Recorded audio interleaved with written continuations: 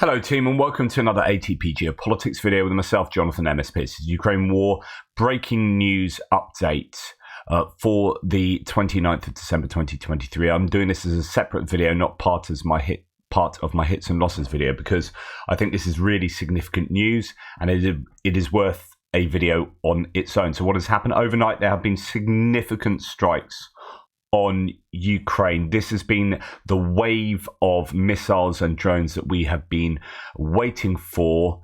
Unfortunately, it has come to pass. It's a huge wave, supposedly the biggest one yet on Ukraine. So this is just the BBC headline here: 12 killed in Ukraine after Russia launches wave of strikes.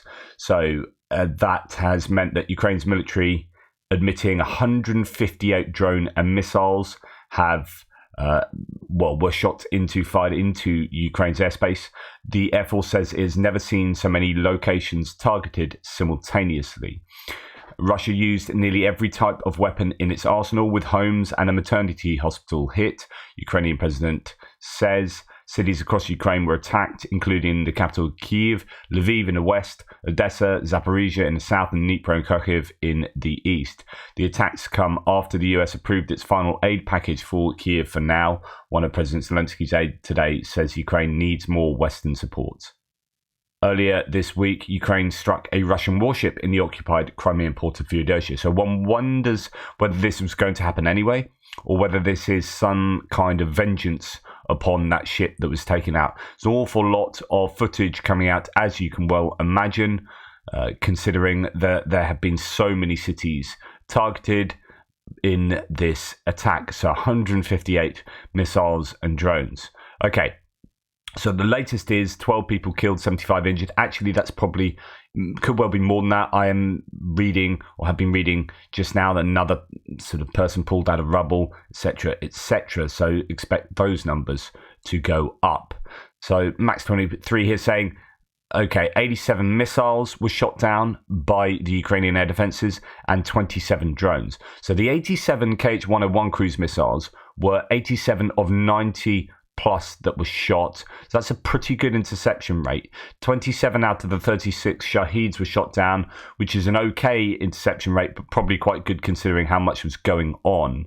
And this is, I guess, the important one for me, these next two. So 0 out of 14 ballistic missiles. So these were S-300s, S-400. Those are surface-to-air missiles, usually used to attack, air threats, so aircraft, but used in their ground attack mode that makes them less accurate, unfortunately, but very hard to hit down. They take ballistic trajectories, and also the Iskander-M missile, ballistic missile as well.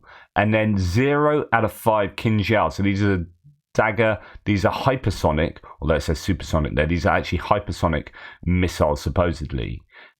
0 out of 5 of them sent, and usually, previously they have sent them, not entirely, they have been sent elsewhere. I think they've been sent against Khmelnytsky as well, where there's Starokonstantinov, the airbase there.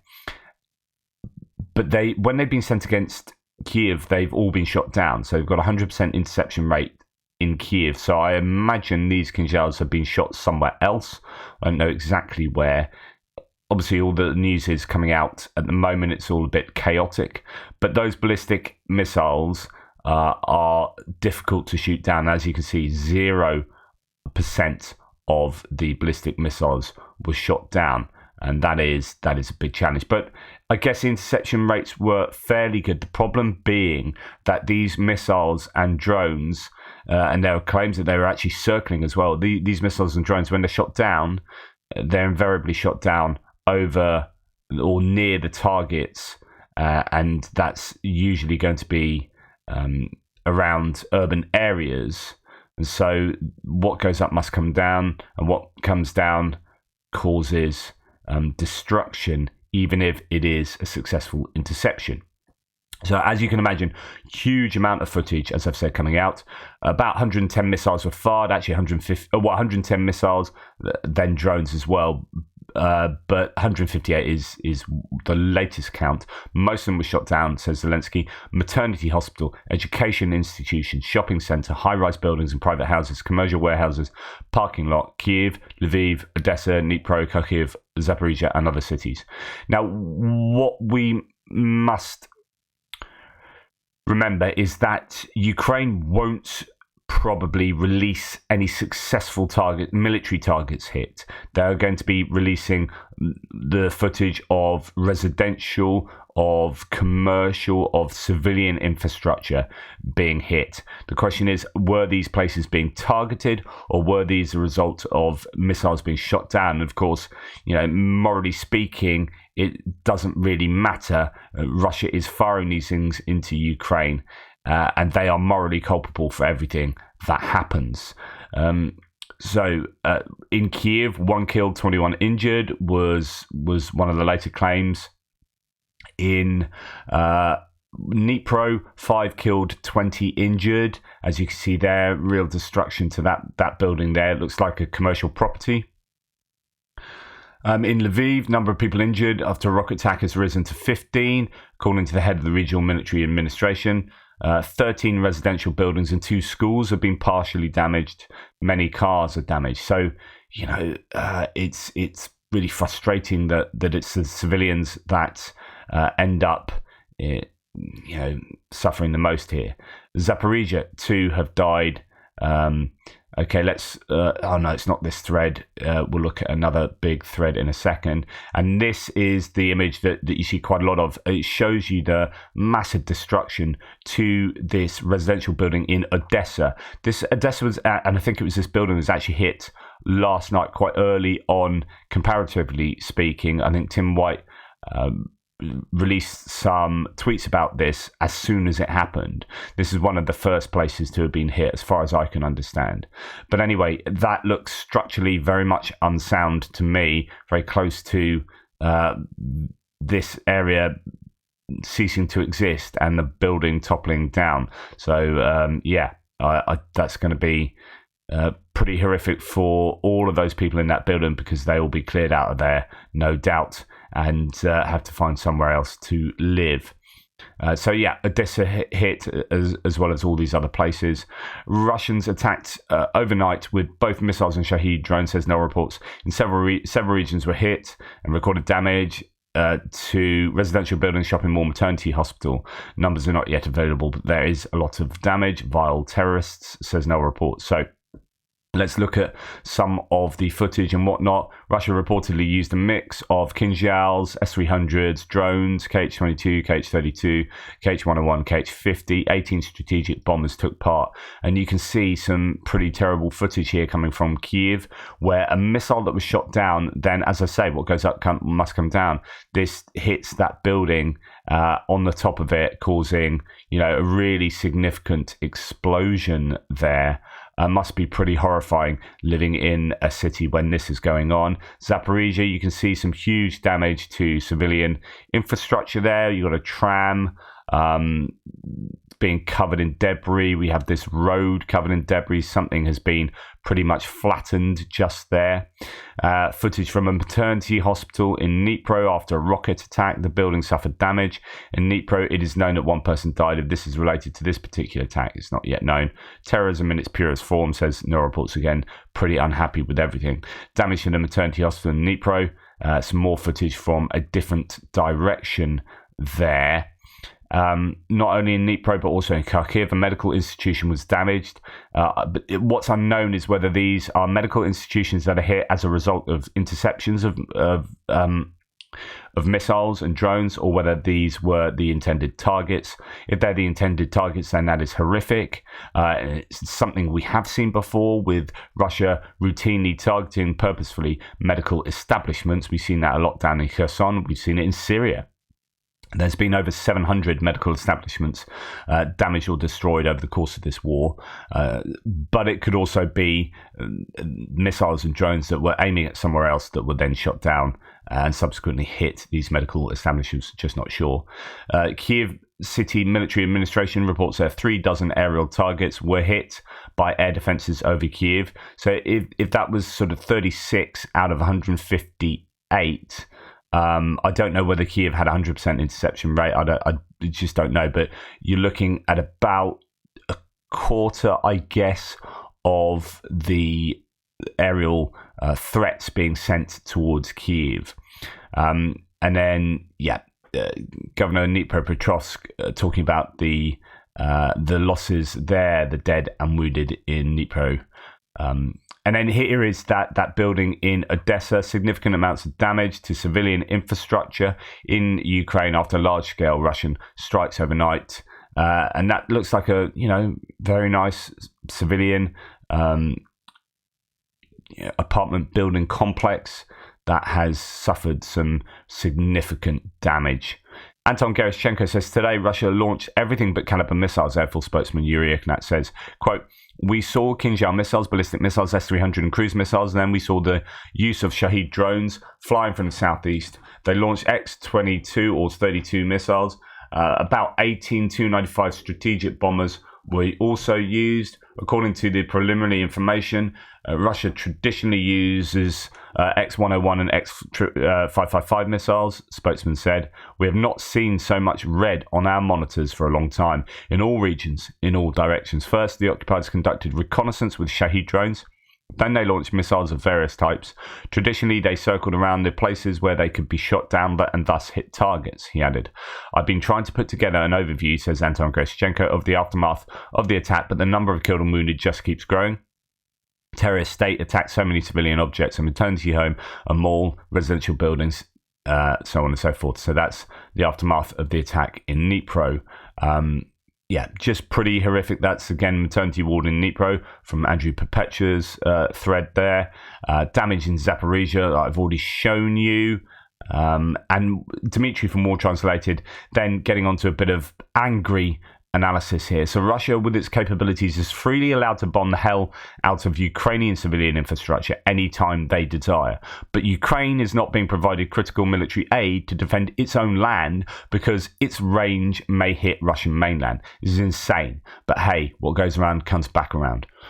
It is insane, and it is really unfair to leave Ukraine having to, almost from scratch, design and manufacture their own indigenous weapons in order to be able to hit Russia in Russia's own territory, whereas Russia can freely strike Ukraine and cause all this damage. So 158 missiles and drones shot predominantly from within Russia, and Ukraine is not allowed to use Western aid to strike back. They are trying to fight this war defensively with one hand tied behind the back. It's just so annoying. I don't agree with those restrictions whatsoever. And here, Dead District getting pretty angry, taking out, Western bastards, he says. "Give ATACMS and Taurus to the Ukrainian defenders." You can imagine the anger when you see this footage repeated over and over. And this isn't the first time that Ukraine has been attacked in this way. The only difference is the scale. This is the largest number of missiles and drones being used at any one time, it appears. But it's not significantly different, categorically different to anything that's happened before. And yet we're still like, no, not sure about giving you this, giving you that. And then, of course, we can get back to the impasse in the Congress in the US and just get really frustrated again. As I've said before, Ukraine could win this war relatively easily, in my opinion, if they were given the right stuff at the right time and enough of that stuff. Russia is a bit of a Potemkin army, and it's not what it was cracked up to be. Certainly 5 years ago, we've come to that realization now. But we've been drip feeding all of this aid to Ukraine, and at the moment, largely not feeding it due to the actions of Hungary and due to the actions of some politicians in Congress. It's just incredibly frustrating. Dimitri from War Translated again getting angry. Today's brutal bombing of civilians in Ukraine after nearly 2 years of hostilities confirms that the UN is a completely useless organization that is incapable of anything but statements. And will we even get one of those? Who knows?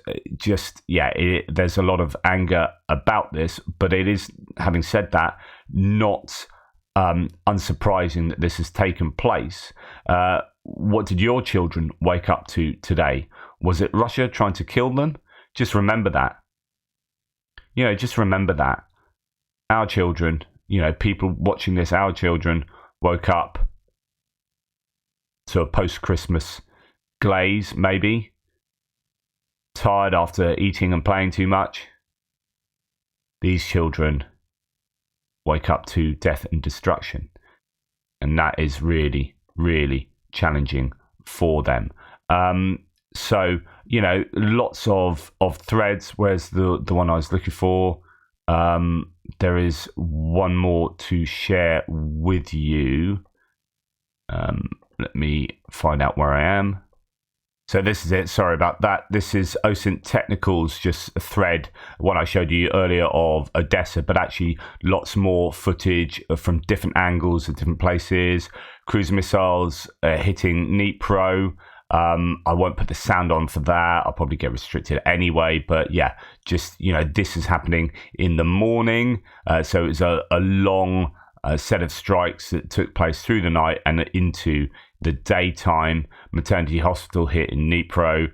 High-rise apartment hit in Kiev by a Russian cruise missile. Don't know, as I said, whether these are hits that took place as a result of air defense working or just the outright strikes. Shopping center in Dnipro. Commercial properties being hit. It's pretty terrible. And then this is Konotop. So what do we have here? 2 civilians were reportedly killed in strikes around here. We've got cars that were completely vaporized, pretty much. Big craters here and there. And then in Kiev, here looks like an industrial area. Multiple areas of the city were hit in Kiev, with Ukrainian first responders actively working in a number of these different districts. So there will be more and more footage coming out as the day goes on, and undoubtedly there will be, unfortunately, more deaths and wounded. The numbers will no doubt go up. So there you go. It is pretty tough in Ukraine at the moment. Now, I have been wondering why there's been this delay on releasing these missiles. And we've been talking about this a number of times recently, saying that a couple of the prevailing theories are that, I guess one of the primary theories might be that they just didn't have the missiles. They're stockpiling them, really waiting to use them at the levels they produced them. And so waiting until those missiles were produced in enough quantity that they can do one of these big saturation missile attacks. I don't know whether that's actually the case. There's been talk that actually they're producing these missiles at a decent enough number per month, and that they should have had enough to release these as they have done previously. So why wait? One of the theories was they were waiting for the F-16s to be deployed to air bases, and then they're going to hit the different air bases with these sorts of waves. That strikes me as a pretty decent approach, actually. And I was waiting for the F-16s, which are supposedly due to arrive imminently. I was expecting those to arrive and then these missile attacks to take place. And who knows, maybe there were some missiles sent at air bases. We just don't know. The Ukrainians haven't released all the details for the kind of obvious OPSEC reasons. Or it could be that they were trying to exhaust Ukrainian air defenses, exhaust their expensive missiles by sending out wave after wave of drones, which we have seen, and then they're waiting to then exhaust those air defense systems and release all these missiles. Although you would expect that to happen straight away after a large wave of Shaheeds. We haven't quite seen that. So, there's no point releasing these waves of Shaheeds and then waiting some days till after the last wave, significant wave, and then releasing the missiles. You want to release the missiles straight after those Shaheed drone waves took place. Now, the idea last night was that, or the claim was that the Shaheeds were released first and then the missiles. But I don't know if that makes sense of the whole reason of the pattern of only having drones for the last few weeks and then getting these missiles, but not after a massive, massive drone wave. Anyway, let me know why you think last night was the first time we have seen a huge wave like this, an expected wave, but why the wait? Why only drones for the last few weeks and then this? Let me know in the thread below. Anyway, I'll get on with putting together my news videos for today. I just thought I'd put this one out first. It is a big bit of news that needs to be discussed independently.